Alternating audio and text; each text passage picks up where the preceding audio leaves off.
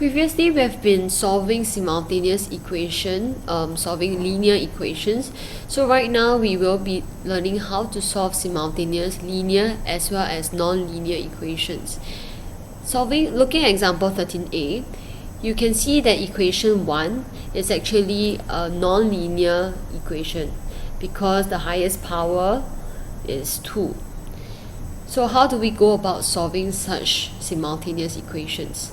What I'll do is I will look for the linear equation. So in this case, that would be equation 2.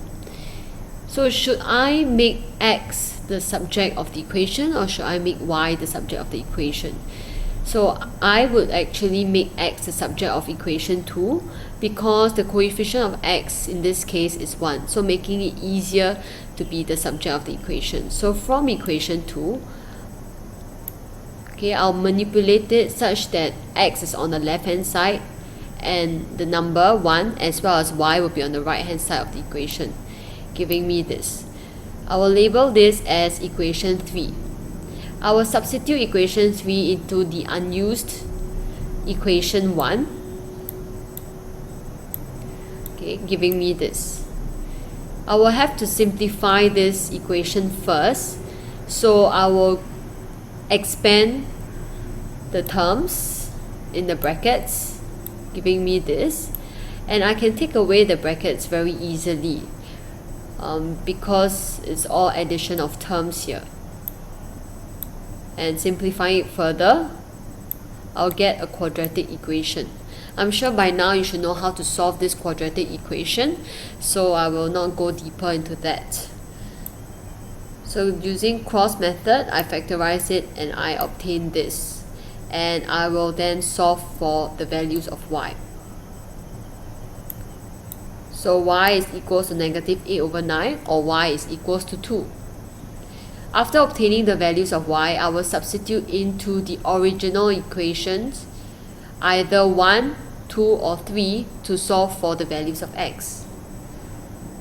Which equation do you think I will use? Well, for me, I'm using equation 3. I will put the values of y into equation 3 to solve for x.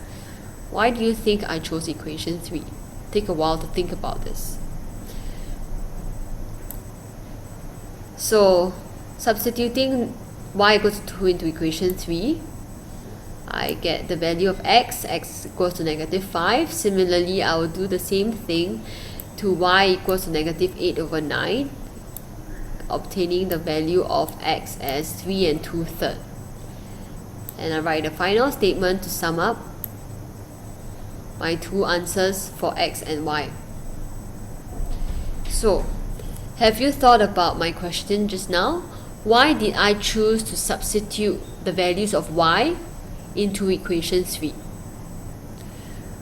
Well, the reason is because equation 3 would be the easiest to use, because by substituting the value of y into equation 3, I can quickly get the value of x, because equation 3 has x as the subject of the equation, compared to having to substitute y value into equation 1 or 2. It will require me to do a little bit more manipulation. So I hope you understand this example now.